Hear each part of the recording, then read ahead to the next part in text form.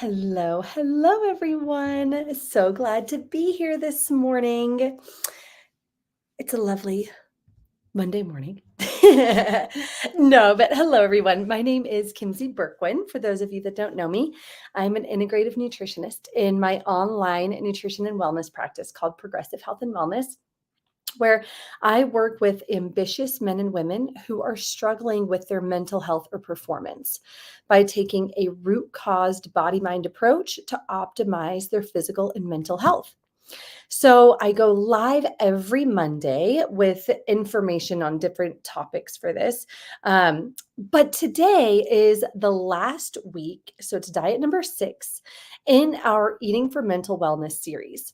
So over the last several weeks, I've highlighted one different type of therapeutic diet. So the inspiration for this is in all of my talks, I talk about how important a therapeutic diet is, but then it really, what nutrition plan we implement or follow really depends on the person.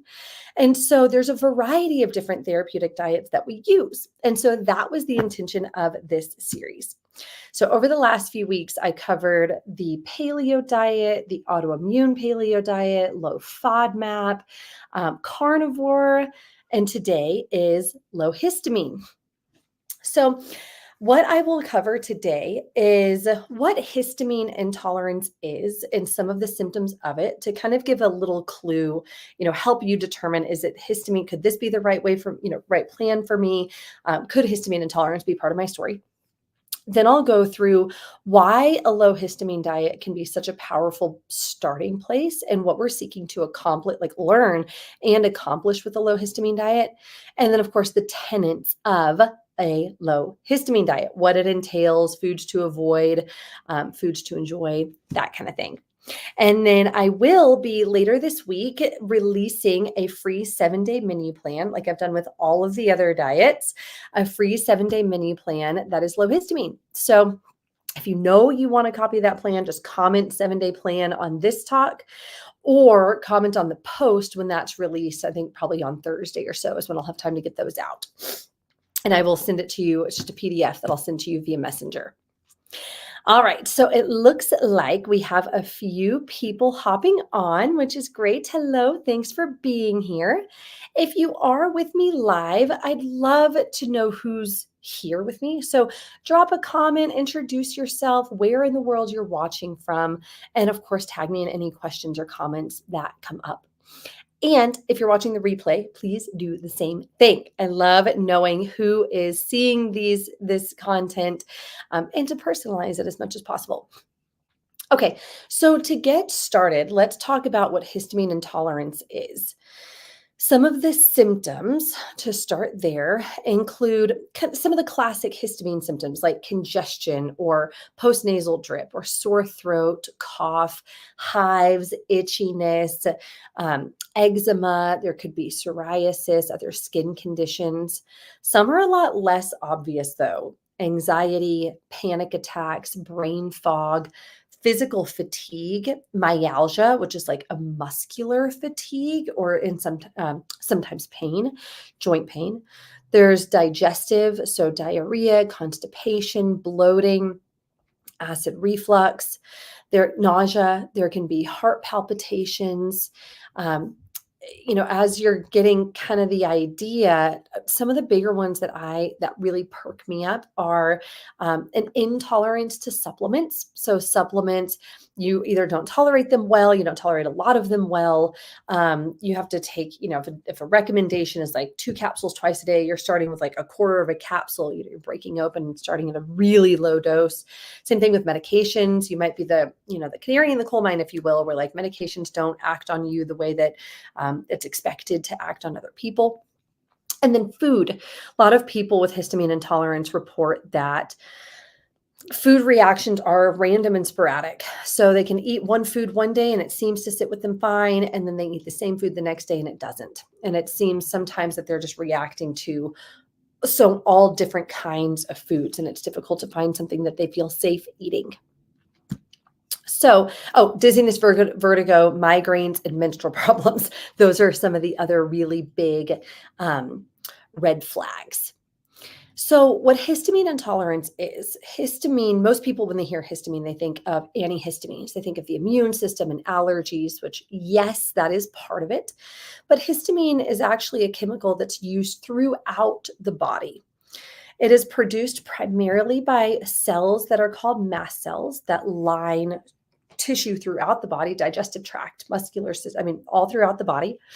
And in the case of true allergies, that involves a specific pathway where an IgE antibody binds to an antigen like pollen, which then that binds to a mast cell that causes the release of histamine.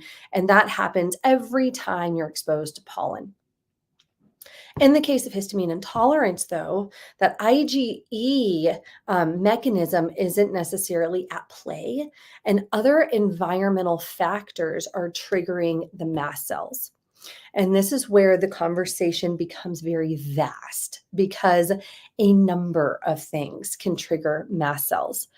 Nervous system dysregulation, so like chronic stress, changes in temperature, gut microbiome, toxins in the environment like mold or metals, hormonal changes, higher estrogen, low progesterone. There's a number of things, different foods. So in this case, in the case of histamine intolerance, it's likened more to a bucket analogy. So what that means is we always want to make sure that our bucket is well maintained and our bucket's not overflowing. Our histamine bucket isn't overflowing. So to regulate that, our body does have ways of producing it. So the mast cells will also see production come from the gut microbiome, estrogen, progesterone helps stabilize it, but estrogen levels, different things, immune system activation, things like that will produce histamine, lead to the production of histamine. And then we have two main enzymes that help metabolize or drain the bucket. And that's DAO, diamine oxidase, in the digestive tract, and N-methyltransferase in the liver. So between those two systems, we want healthy production and we want healthy metabolism, and that keeps our bucket from overflowing. But if there is an imbalance, either overproduction or sluggish clearance from like gut inflammation or poor liver detoxification, then our bucket will overflow. And it's when it's overflowing is when symptoms manifest. So the intention, the quest becomes, and what our process really entails with histamine intolerance is figuring out what is overflowing, like what's leading to an overproduction of histamine. Could it be, again, imbalances in the gut microbiome, SIBO, parasites, H. pylori? Could it be nutrient imbalances like low copper, for example, low zinc? Could it be nervous system dysregulation and chronic stress? Could it be mold exposure, high estrogen, low progesterone? So we're looking at things like this. And then we're also looking to see, how are you metabolizing it? How's your liver working? How's your gallbladder working? Do you have enough methylation support? Because that's a methylation-dependent enzyme, the N-methyltransferase.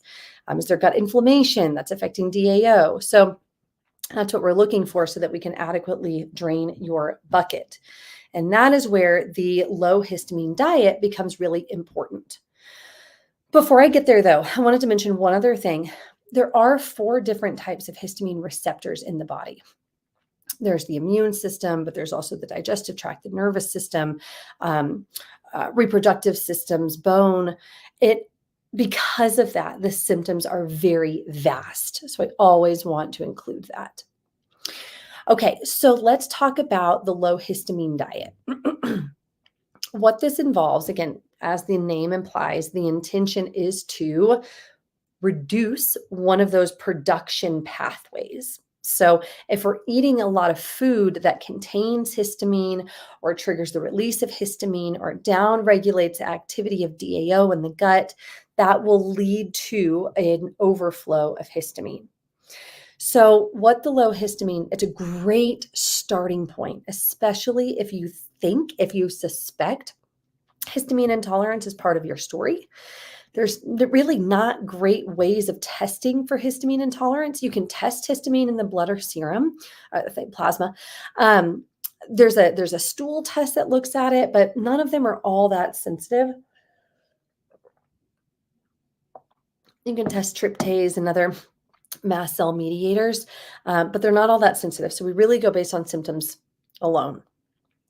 So, if you suspect histamine intolerance, the low histamine diet is a really great starting point. That's where I'll often start with people. And I approach it from a combined anti inflammatory and low histamine perspective. And I'll explain what I mean by that. So, when following a low histamine diet, we want to focus on removing the foods that they themselves contain higher levels of histamine. They trigger histamine release in our body, or they downregulate DAO, that diamine oxidase histamine enzyme in the digestive tract. So, some examples of these foods, some of the top ones that come to my mind: fermented foods. So, you're probably going to hear me say a lot of foods that you might even be eating a lot more of because they're supposed to be healthy. And they are, they're just not when you have histamine intolerance. This really highlights the bioindividuality of diet. So, fermented foods. So, kimchi, sauerkraut, yogurt, all alcohols, vinegars. Those are some examples of some fermented food. Pickled foods or cured. So, like cured meats like salami or prosciutto, cured or in aged foods. Bacon, cheeses, pickles, olives, depending on how they're made. Let's see, pickled vegetables. I think that covers it. But think charcuterie board, right? That's what I want you to picture. Picture a charcuterie board. That is a highlight of all the things that are really histamine promoting. The reason why is because bacteria in food will interact with an amino acid called histidine, and that produces histamine. So if a food is fermented or it's aged or cured, that bacteria has had a longer time to interact with that histidine and therefore produce more histamine in the food. Next, we get into the histamine releasing foods, and that would be foods that are higher in histidine, but also foods like citrus or banana, spinach. There's a tomato, different nightshade vegetables. Let's see what else. Chocolate, avocado. You're probably thinking like certain nuts, probably thinking like, oh my gosh, there's so many foods. I eat these things all the time. And that's the thing. That's another red flag. If you've tried more traditional anti-inflammatory diets like the paleo diet, for example, and you felt worse, that can be an indication that histamine is involved, because a lot of those foods would be emphasized in other anti-inflammatory diets, or like Whole30, something like that. And then there's foods that downregulate DAO.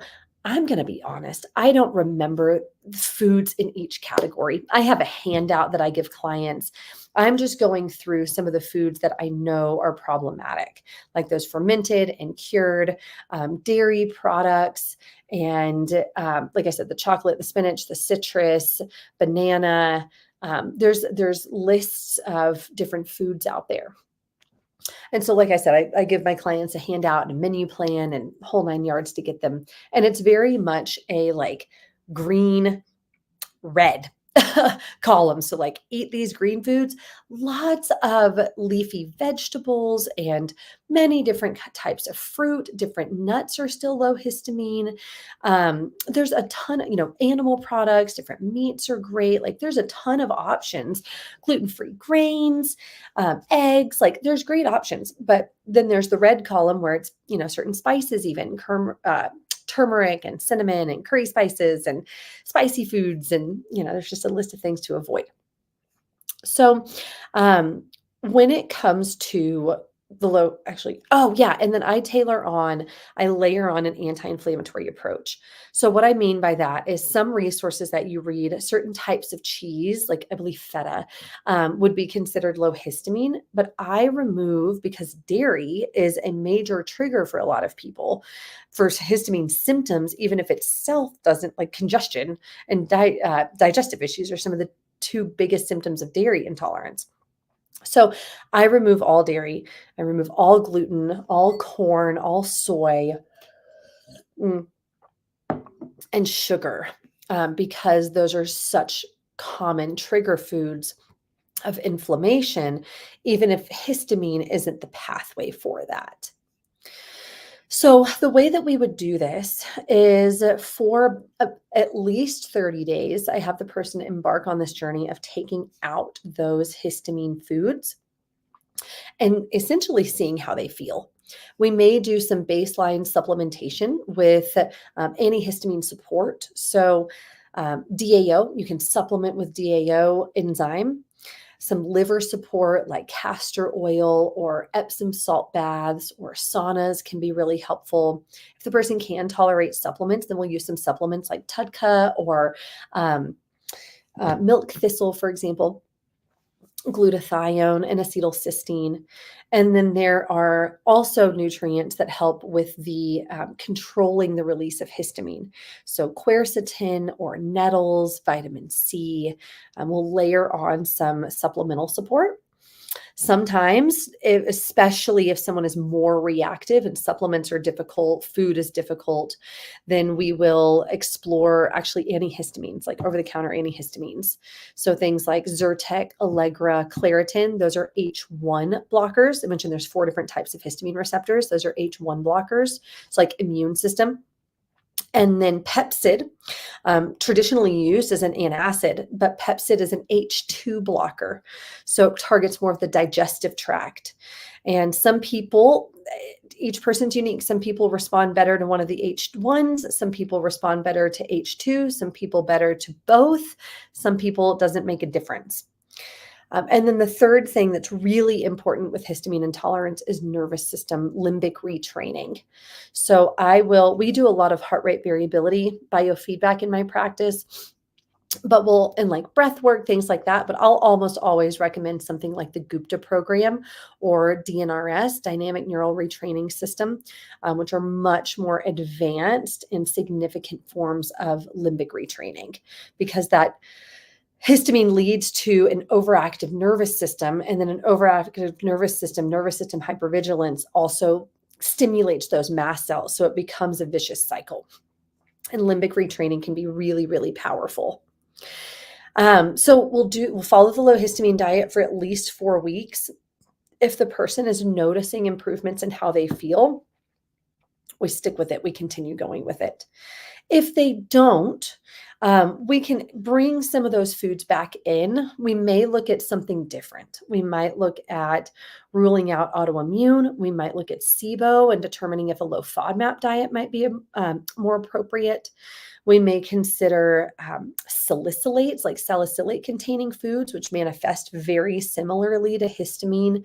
So there are other things that we can explore, but if those symptoms are there, that's often where I will start is the low histamine diet. And then what can also be really helpful too is introducing histamine foods back in to see if symptoms arise again. So at least after 30 days, then maybe try some fermented food. Oh, collagen. That's another one I forgot to mention. That's a big one. And bone broth. Those are big ones. Try introducing those foods back in. And if they cause symptoms, then that will also give us an indication. All right. So, what our process for histamine intolerance looks like in a nutshell is we would start with that diet. We start with those supplements I mentioned. We may consider the over the counter medications, antihistamines, limbic retraining, liver support, sometimes supplemental, sometimes lifestyle. So, non supplemental, like the castor oil, Epsom salt, sauna. All the while we're running labs to figure out what's contributing to this overload. So we might look at a stool test. We will look at a stool test. We might look at mycotoxins for mold or metals. We might look at hormones. That's where it becomes really bio-individual to determine what we need, SIBO testing, things like that. And then chart out a plan based on prioritization of the environmental triggers.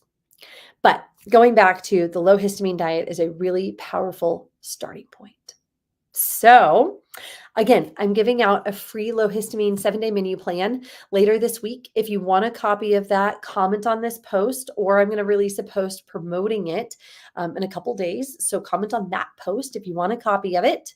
I'll send it to you. It's a PDF I'll send to you through, and I'm writing out a big blog post too. So you'll have this whole talk in blog form linking to a menu plan. So if you want that, comment, I'll send that over. Then, of course, if you're listening to this thinking, I really wonder if that's part of my story, I'd like to find out more about histamine intolerance. We also offer free 15-minute discovery calls. So it just gives us a chance to get to know each other better, talk more about some of the health challenges you're having and what you're looking for, how we can help. If it feels like a good fit, we'll talk about what next steps look like. And if it doesn't, that's okay too. So I'll link to that free 15-minute call in this talk too, if you want to take me up on that offer. All right, everyone. Thanks so much for being here. Have a great, and this talk will be archived in my private group, Holistic Solutions for Mental Health and Wellness. So you can find it there. All right. Have a great rest of your day. Thanks for being here. Bye.